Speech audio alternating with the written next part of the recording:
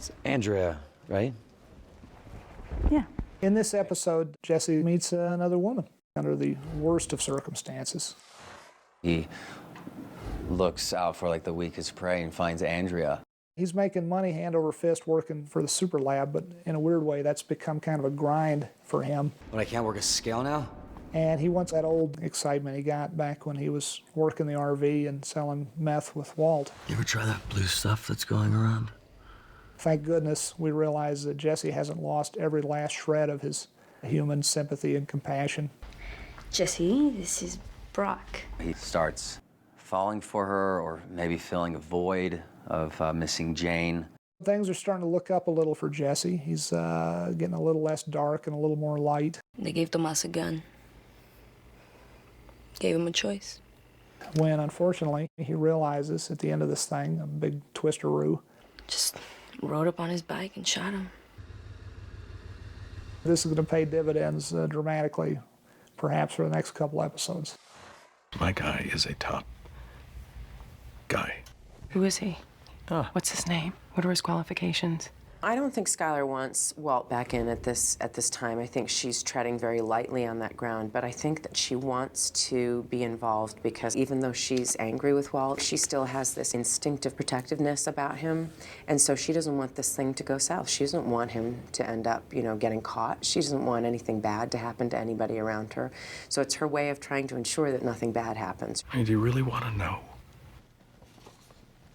He absolutely doesn't want her knowing about this business, involved in the business in any way, because it could only be bad news for her.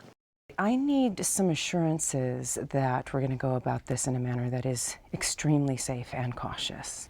She knows money, she knows bookkeeping, and so she's able to sort of cut through all the stuff that he's doing. He's trying to zig this way and zag that way, and she just sort of stares down at him and he goes, "Okay then."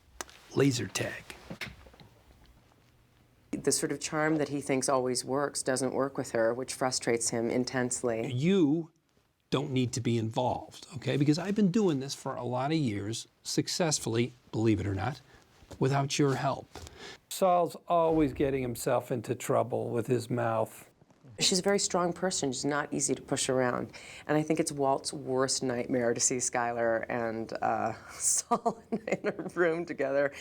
Walt just sinks lower and lower in his chair like, I'm not here. I'm not in this. This is what we buy. The fact that Skylar seems to be accepting this lifestyle with Walt, albeit from a distance, and not as a married couple, but as a business partner, is conflicting for Walt.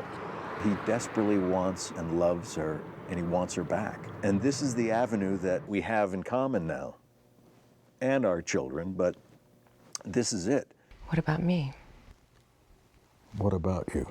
It's killing me because Walt's activity has corrupted Skylar. I'll be the Danny. No, Skylar, that is not a good idea. And given moral ambiguity to her life. You are not in this. You are not in this. I'm married. How am I not in this? Married. Skylar, we're divorced. I think the deal they strike is two people looking at each other and going, I'll give you this, no, I'll take that, and they bargain really quickly, very expertly. I never actually got around to filing the papers. And then, they come up with something that she's okay with. Married couples can't be compelled to testify against one another. So there's that.